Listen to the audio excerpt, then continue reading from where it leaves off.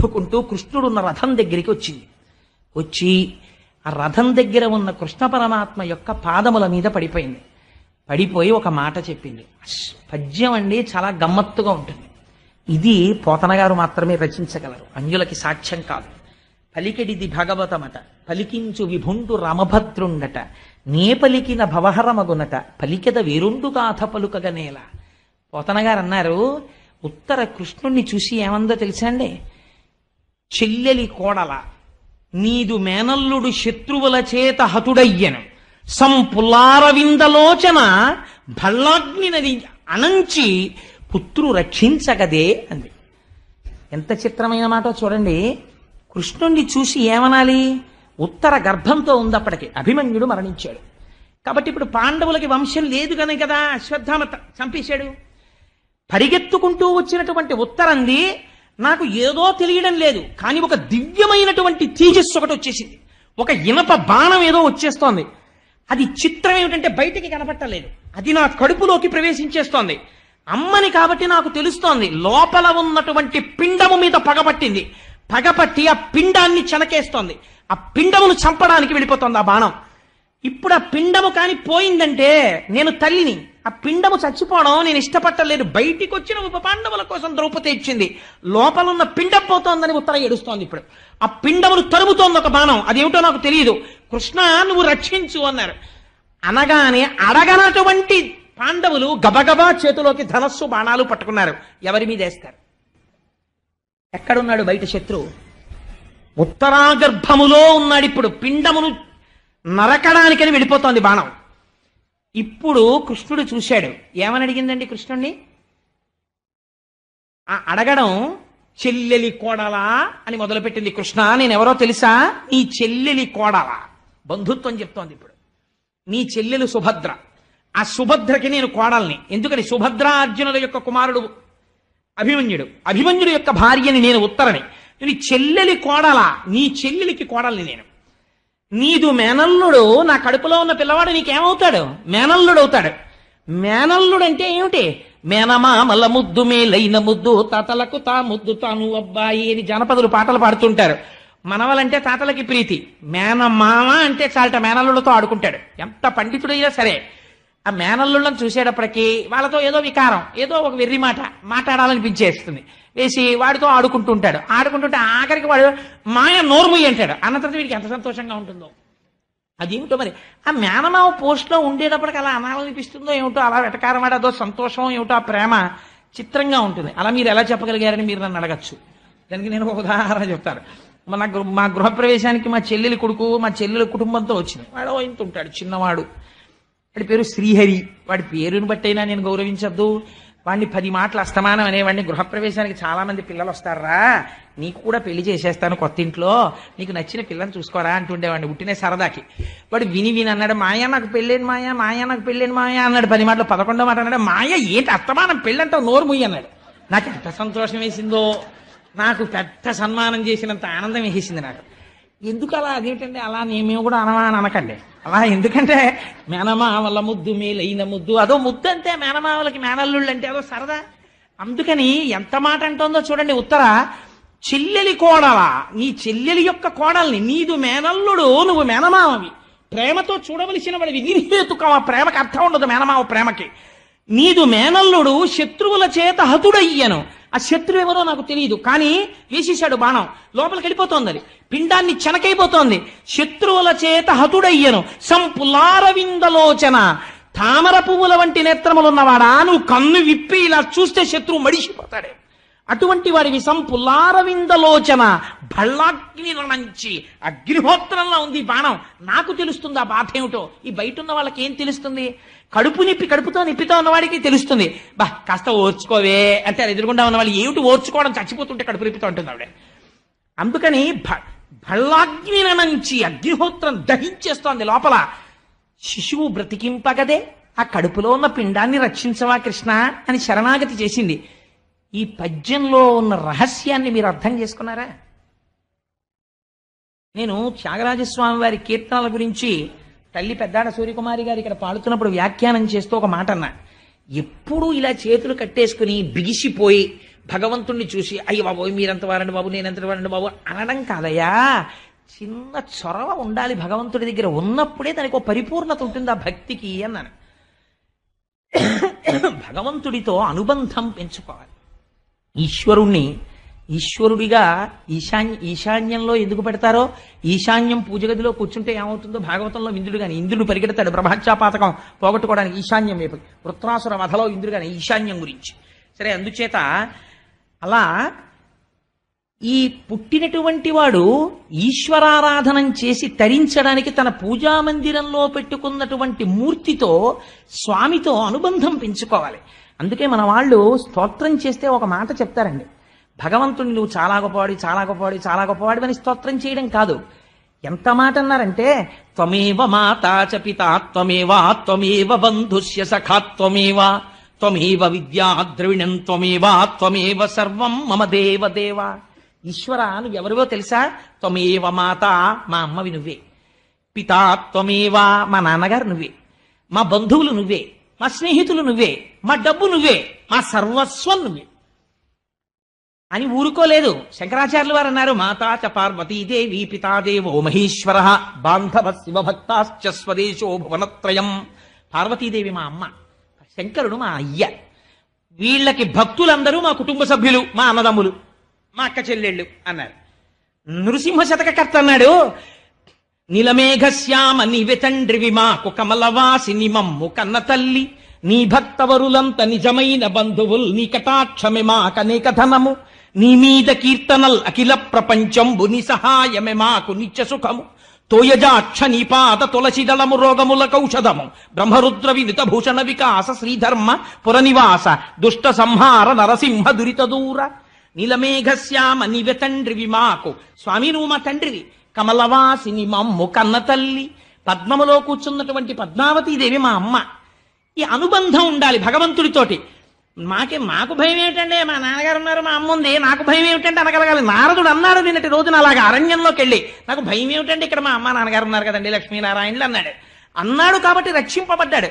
ఇక పూనిక ఉండాలి. పూనిక ఎప్పుడు? విశ్వాసమునకు భక్తి అని పేరు. లేని రోజున ఎంత రొట్ట వేస్తే ఉపయోగం ఏమిటి? ఆ పూనిక ఉన్నదా? ఉన్నది. ఏమిటి గుర్తు? ఈ అనుబంధంతో ఇంతమంది గాంధీవం ఉన్నటువంటి అర్జునుడు ఉన్నాడు, చేత గదవి ధరించి తిప్పితే అగ్నిహోత్రాన్ని పుట్టించగలిగిన భీమసేనుడు ఉన్నాడు, నకుల సహదేవులు ఉన్నారు, అజాత శత్రువైన ధర్మరాజు ఉన్నాడు, 5గురు మామగారులు అక్కడ నిలబడి ఉన్నారు. 5గురి మామగారుల కాళ్ళు పట్టుకోలేదు. నీ వాళ్ళు నిన్నేం రక్షిస్తారు? నువ్వు మా మామగారు అంతవాడండి, మా బావగారు ఇంతవాడండి, మా మరిది గారు ఇంతవాడండి అని స్తోత్రం మాని, నీ రక్షణ ఎక్కడుందో తెలుసా? నీ ఇంటి ఈశాన్య దిక్కునుంది. నీ స్వామిని నమ్ముకోవడం నేర్చుకో. అలాగని మా బావగారి గురించి ఎందుకంటే అనవసరం అనకు. నీ బావగారిని భగవంతుడిగా చూసుకో, కానీ లోపల పూనికతో మాత్రం ఈశ్వరుడికి శరణాగతి చేయడం నేర్చుకో. వాడు నీకు రక్షకుడు, అన్యులు రక్షకులు కారు. అందుకని ఆవిడ పాండవుల్ని ప్రార్థన చేయలేదు, కృష్ణుడిని ప్రార్థన చేసింది. చెల్లెలి కోడల ఎన్నో తరంలోదండి ఉత్తర?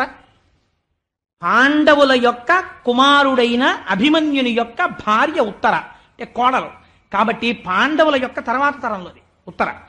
కానీ ఈశ్వరానుగ్రహము, ఇంటి రక్షణ ఎక్కడ ఉంటుంది? వంశం నిలబడడం ఎక్కడ నిలబడుతుందంటే, ఇంటికొచ్చిన కోడలికి ఉన్న భక్తి యందు వంశము నిలబడడం అన్నది ఉంటుంది.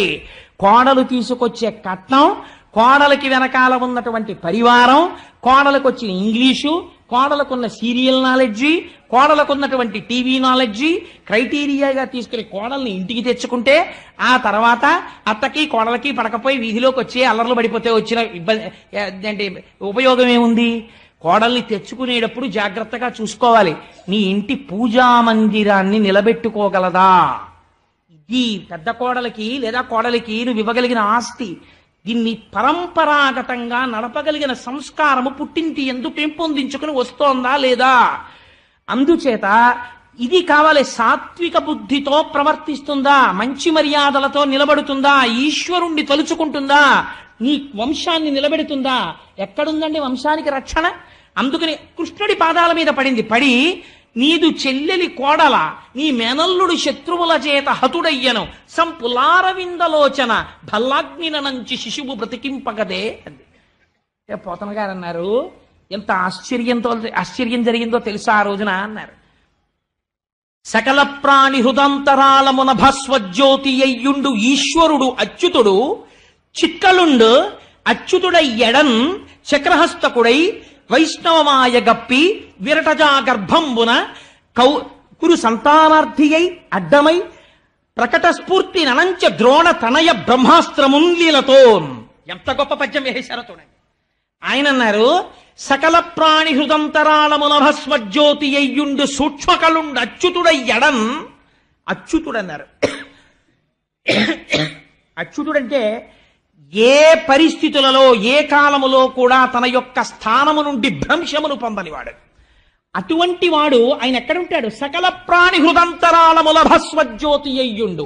భా అన్నది కాంతి, జ్ఞానం. అన్ని ప్రాణుల హృదయాలలో ఉన్న భావనలను అర్థం చేసుకోగలిగిన వాడు. ఇంతమంది మామగారులు ఇక్కడున్నా రక్షించడం అన్నది మాత్రం ఆయన నుంచే రావాలి. వీళ్ళు రక్షించిన ఆ రక్షణ శక్తి ఈయన నుంచే అక్కడికి వెళ్ళి ఇక్కడికి వస్తుంది. ఓవర్ హెడ్ వాటర్ ట్యాంక్ లో నీళ్లుంటే పంపులోంచి వస్తాయి. పంపు నీళ్ళక్కడ లేకపోతే పంపులోంచి ఏమొస్తాయి? అందుకని ఇక్కడి నుంచి రావాలి. ఇక్కడుంది మెయిన్ సెంటర్ అని పట్టుకుంది. ఇది తెలుసుకున్నాడు స్వామి. ఎలా తెలుసుకున్నాడు? సకల ప్రాణి హృదంతరాళముల భస్వజ్యోతి అయ్యుండు సూక్ష్మకళుండచ్యుతుడు అంటున్నావేమో. సూక్ష్మకళుండ్ మంత్రపుష్పం చెప్పేసింది. నీవారసూకవత్తన్వి పీతాభాస్వత్యనూపమా. వడ్డుగింజ పెట్టుకుని ఇలా గీరితే మొన ఎంత ఉంటుందో అంత ఇక్కడ ప్రకాశిస్తుంటాడు. సూక్ష్మకళుండచ్యుతుడై ఎడన్ విరటజాగర్భంబున చక్రహస్తకుడై అంగుష్టమాత్రుడైపోయాడు. బొటన వేలంత వాడైపోయాడు. ఇక్కడ బయట రథం దగ్గర నిలబడ్డాడు. అక్కడ ఉత్తరా గర్భంలోకి వెళ్ళిపోయాడు. బొటన వేలంత వాడై ఉన్నాడు. పట్టు పీతాంబరం కట్టుకున్నాడు. చతుర్భుజుడయ్యాడు. చేతిలో చక్రం పట్టుకున్నాడు. ఒక చేతితో గదని ఇలా తిప్పుతున్నాడు. ఇలా గదని తిప్పుతున్నవాడు ఎంతున్నాడు? బొటన వేలంతున్నాడు. కడుపులో పడుకున్న పిండమేమంటోంది? అమ్మ బాబోయ్, అగ్నిహోత్రం వచ్చేసింది, నన్ను ఇది కాల్చేస్తోంది, నన్ను రక్షించేవాడెవడు, నేను మొర పెడితే ఎవరికి వినపడుతుంది, గర్భంలో ఉన్నాను అని ఏడుస్తోంది. ఈయన ఆ పిండానికి ఎదురొచ్చాడు. ఎవరు వేశాడు? అశ్వత్థామ వేసేశాడు మళ్ళీ బ్రహ్మాస్త్రం. ఎవరిని చంపడానికి? ఇంకా కడుపులో మంట మిగిలిపోయాడు. ఒక్క నలుసు ఉత్తరాగర్భంలో ఆ పిండము సంహరింపబడాలని వేసేశాడు. వచ్చేసింది లోపల ఉన్న పిండం మీదకి. ఇప్పుడు ఎక్కడికి వెళ్ళాడు కృష్ణ పరమాత్మ? ఉత్తరాగర్భమునందు పెరుగుతున్నటువంటి పిండము యొక్క ముందు భాగమునందు అంగుష్టమాత్రుడై నిలబడ్డాడు. గదని తిప్పుతున్నాడు. చక్రహస్తకుడై వైష్ణవమాయ కప్పి. ఇదో గొప్ప మాట. వైష్ణవమాయని ప్రకటించాడు. ఒక్కసారి తన తేజస్సుని చూపించాడు. ఎక్కడ? ఉత్తరాగర్భంలో. ఎవరికి కనపడుతోంది? పిండమునకు తప్ప ఎవరికి కనపట్టాలా? ఉత్తరకి కనపట్టాలా, పాండవులకి కనపట్టాలా, లోకమునకు కనపట్టాలా. అమ్మ కడుపులో ప్రదర్శిస్తున్నాడు ఈ లీల. తాను బయట అలా నిలబడున్నాడు. చక్రహస్తకుడై వైష్ణవమాయ కప్పి కురు సంతానార్థి అయి అడ్డమై. కురు సంతానం అంటే వేరోట అనుకోకండి. కౌరవులంటే కురువంశంలో వాళ్లే పాండవులును కౌరవులు కూడా. అందుచేత కురు సంతానార్థి అయి అడ్డమై పాండవుల వంశము నిలబడడం కోసమని తాను పిండమునకు ఎదురెళ్ళి నిలబడి బ్రహ్మగారి అస్త్రము నుంచి వచ్చినటువంటి తేజస్సుని తన తేజస్సులో కలిపేసుకుని చాలా ఉల్లాసంగా సంతోషంగా పిల్లాడి వంక చూస్తే వాడి ఇంకా సరిగా అమరని 2 చేతులతో ఎంత అందగాడురా, బొట్టన వేలంతున్నాడు. పట్టు పీతాంబరం కట్టుకుని గద తిప్పుతూ చక్రహస్తకుడై మా అమ్మ కడుపులోకొచ్చి అంతటి అగ్నిహోత్రాన్ని తాగేసి నన్ను రక్షించాడా అని స్తోత్రము చెయ్యడము చేతకాని పిండము కనురెప్పలు పైకెత్తి చీకట్లో చూస్తుండగా అంతర్ధానమైపోయాడు. పురు సంతానార్థి అయి అడ్డమై ప్రకట స్ఫూర్తి ననంచ ద్రోణ తనయ బ్రహ్మాస్త్రమున్ లీలతోన్. అశ్వత్థామ చేత విడువబడనటువంటి బ్రహ్మాస్త్రము నుంచి పైకి వచ్చిన అగ్నిహోత్ర జ్వాలలను తాను తీసుకుని బయటికి వెళ్ళిపోయాడు. ఇది సూతుడు చెప్పన్నాడు. చిత్రంగా ఉందా ఈ మాట? అలా ఎలా పుచ్చుకుంటాడు అని అనుకుంటున్నావా? నీకు మొట్టమొదటి చెప్పాను కదా 22 అవతారాలు. 22 అవతారాలలో మొట్టమొదటి అవతారం ఇది. అన్నీ అందులోంచి వచ్చే ఉన్నది నారాయణుడు. అందులోంచి నాభికమలంలోంచి బ్రహ్మగారు వచ్చారు. అందులోంచి పుట్టిన వాడి తేజస్సుని ఎందులోంచి వచ్చాడో అందులోని వాడు పుచ్చేసుకోవడం పెద్ద గొప్ప. పుచ్చేసుకున్నాడయ్యా. అందుకు నా తేజస్సుని తనలోకి తీసుకుని వెళ్ళిపోయాడు. ఇది పాండవులు చేయగలరా? కృష్ణుడు చేశాడు. ఎందుకు చేశాడు? ఇప్పుడు అనుసంధానం చేయండి. ద్రోణాచార్యుల వారి కుమారుడైన అశ్వత్థామని రథం మించి దింపగానే కృష్ణుడు అన్నాడు, చంపేయి అన్నాడు. అర్జునుడు వెంటనే చంపేసి ఉండుంటే వీడికి నేను 18 అధ్యాయముల గీత చెప్పినా వీడికి అర్థం కాలేదు ధర్మం అంటే ఏమిటో. కాబట్టి నేను ఉత్తరాగర్భంలో ఉన్న పిండాన్ని రక్షించక్కర్లేదనుకున్నాడు. తను చెప్పినా అశ్వత్థామని చంపలేదు. అది ధర్మము కాదు, గురుపుత్రుడు బ్రాహ్మణుడు అని వదిలిపెట్టేశాడు. ద్రౌపది వదిలిపెట్టేసింది. ఈ ధర్మాన్ని తన దృష్టిలో పెట్టుకున్నాడు. ధర్మో రక్షతి రక్షిత, ధర్మమే ఈశ్వరుడు. ధర్మమును పాటించిన వాణ్ణి తాను రక్షించాలి. ఇప్పుడు ఎలా రక్షించాడు? ఎవ్వడూ రక్షించలేని రీతిలో రక్షించాడు. ఇటువంటి రక్షణ ఎక్కడి నుంచి వస్తుంది? ఒక్క ఈశ్వరుడు మాత్రమే చెయ్యగలడు, కృష్ణుడు మాత్రమే చెయ్యగలడు. అటువంటి కృష్ణ పరమాత్మని నమ్ముకున్న వాడికి నీ కోరిక తీరదని ఇంకా నువ్వు అనుమానం పెట్టుకుంటున్నావా? నీ కష్టం తీర్చలేడని నువ్వు అనుకుంటున్నావా? అలా అనుకుంటే ఇంకా నిన్ను మార్చగలిగిన వాడు ప్రపంచంలో ఉన్నాడా? ఉత్తరాగర్భమునందు చనకబడుతున్నటువంటి పిండమును దహింపబోతున్నటువంటి అగ్నిహోత్రమును తన యొక్క తేజస్సులో నింపుకుని రక్షించినటువంటి పరమాత్మ పాదములు స్మరించి కృష్ణాని నోరున్నందుకు అంటే నిన్ను రక్షించడని నువ్వు ఎలా అనుకుంటున్నావు? అందుకని నీ ఎందు భక్తిని పాదుకొలపగలిగినటువంటి ఒక గొప్ప లీలని ద్రోణతనయ బ్రహ్మాస్త్రమున్ లీలతోన్. ఇది ఎలా చేశాడు? ఆ వెలుతురుని తనలోకి తీసుకోవడం పెద్ద కష్టపడిపోయి అల్లరైపోయి చేయలేదుట. చాలా హేళగా చిరునవ్వు నవ్వుతూ ఆ ఉత్తరాగర్భంలో ఉన్నటువంటి అగ్నిహోత్రాన్ని తాను పుచ్చేసుకున్నాడు. పిండం అలా చూస్తూ ఉండిపోయింది. రేపటి రోజున విందుడు గారి పరీక్షిత్ అని పేరు ఎందుకు వచ్చిందో చాలా గమ్మత్తుగా ఉంటుంది ఆ ఆఖ్యానం. అందుచేత అటువంటి స్థితిలో రక్షణ చేశాడయా కృష్ణ భగవానుడు. ఉత్తర వెంటనే పొంగిపోయి సంతోషంతో నా కడుపులో అగ్నిహోత్రం చల్లారిపోయిందయా, నా పిండము రక్షింపబడింది, పాండవ వంశము రక్షింపబడిందని పొంగిపోయింది. పొంగిపోతే ఇప్పుడు థ్యాంక్స్ చెప్పాలి కదండి. ఎవరు చెప్తారు? మనం అయితే ఏమంటాం, చాలా థ్యాంక్స్ అండి బాబు, నిజంగా చాలా గొప్ప పని చేశారు, వచ్చే ఆదివారం నాడు మీకు పార్టీ ఏర్పాటు చేస్తాను సార్, అయితే 1,00,000 తులసి ఏర్పాటు చేస్తాను సార్ అని కదా మనం అనాలి. ఇలాంటి మాటలు ఎంత లూజ్ అంటారే ఇంగ్లీష్లో, ఎంత హేయంగా ఉంటాయో. అసలు స్తోత్రం అంటే ఏమిటో, అసలు భగవంతుణ్ణి కుంతీదేవి ఆ రోజున ఏమని ప్రార్థన చేసిందో, నిజంగా కుంతీదేవి స్తోత్రము వింటే ఓహో ఇదనమాట మన జీవితంలో నేర్చుకోవలసిన పద్యాలు, మనం చెప్పుకోవలసిన పద్యాలు. ఇది స్తోత్రం అంటే, ఇది కృతజ్ఞత అంటే, ఇది జీవితం అంటే ఎలా బ్రతకాలో చూపిస్తుంది కుంతీదేవి. చేస్తుంది ప్రార్థన. రేపటి రోజున అవసరిద్దురు కానీ, ఎందుకంటే ఇప్పుడు నేను మొదలు పెడితే అది పూర్తవుతుందని నాకు నమ్మకం లేదు, 10 అయిపోతుంది. అందుకని రేపటి రోజున దాన్ని మీకు విజ్ఞాపన చేస్తాను. కానీ భీష్మ ఏకాదశి నాడు తల్లి సరస్వతీ రూపురాలైనటువంటి వాణిగారు మీకందరికీ ఇటు శారదాదేవిని ఇటు పోతన గారిని మధ్యలో కృష్ణాష్టకం ఉన్నటువంటి ఆ ప్రసాదాన్ని పంచిపెడతారు. ఆ రోజు చాలా గొప్ప రోజు కనుక ఆ రోజున భీష్మాచార్యుల వారి జీవితం, అది భాగవతాంతర్గతం కాకపోయినా భీష్ముడి జీవితాన్ని అనుసంధానం చేసి భీష్మస్తుతి చేస్తాడండి మహానుభావుడు యుద్ధభూమిలో. ఆ స్తోత్రం చెప్పి ఆ భీష్మ ఏకాదశి నాడు కానుకగా దాన్ని పంచిపెడతాం. ఆ రోజు నుంచి మీకు చేతిలో ఉంటాయి. అప్పటి వరకు ఇంత మనం చెప్పుకుని ఆయన గురించి ఒక్క స్తోత్రం చేయకుండా వెళ్ళిపోతే మనం కృతజ్ఞులం అయిపోవండి. ఆర్తితో చక్కగా కృష్ణుడి మీద అష్టకం చెప్పుకుని బయలుదేరతాం. ఇదే మనని రక్షించేది ఏదైనా ఉంటే ఉత్తరని రక్షించలా. అందరూ అనండి, వసుదేవసుతం దేవం వసుదేవసుతం దేవం కంసచాణూరమర్దనం కంసచాణూరమర్దనం దేవకీ పరమానందం దేవకీ పరమానందం కృష్ణం వందే జగద్గురుం కృష్ణం వందే జగద్గురుం అతసీ పుష్పసంకాశం సతీ పుష్పసంకాశం హారనూపురశోభితం హారనూపురశోభితం రత్నకంకణకేయూరం రత్నకంకణకేయూరం కృష్ణం వందే జగద్గురుం కృష్ణం వందే జగద్గురుం మందారగంధ సంయుక్తం మందారగంధ సంయుక్తం చారుహాసం చతుర్భుజం చారుహాసం చతుర్భుజం బర్హి పింఛావచూడాంగం భక్తి పింఛావసూరాంగం కృష్ణం వందే జగద్గురుం కృష్ణం వందే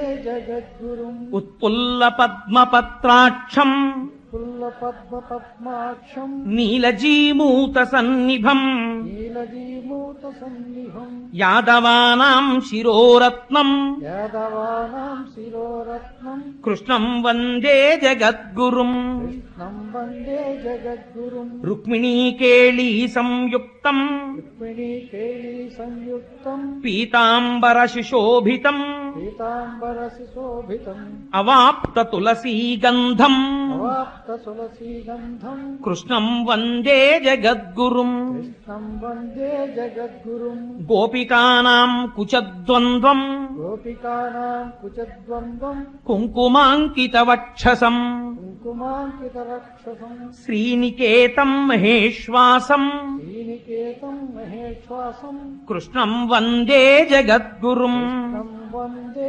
జగద్గురుం శ్రీవత్సాకం శ్రీవత్సాకం మహోరస్కం మౌరక్తం వనమాలా విరాజితం వనమాలా విరాజితం శంఖచక్రధరం దేవం శంఖచక్రదళం దేవం కృష్ణం వందే జగద్గురుం కృష్ణం వందే జగద్గురుం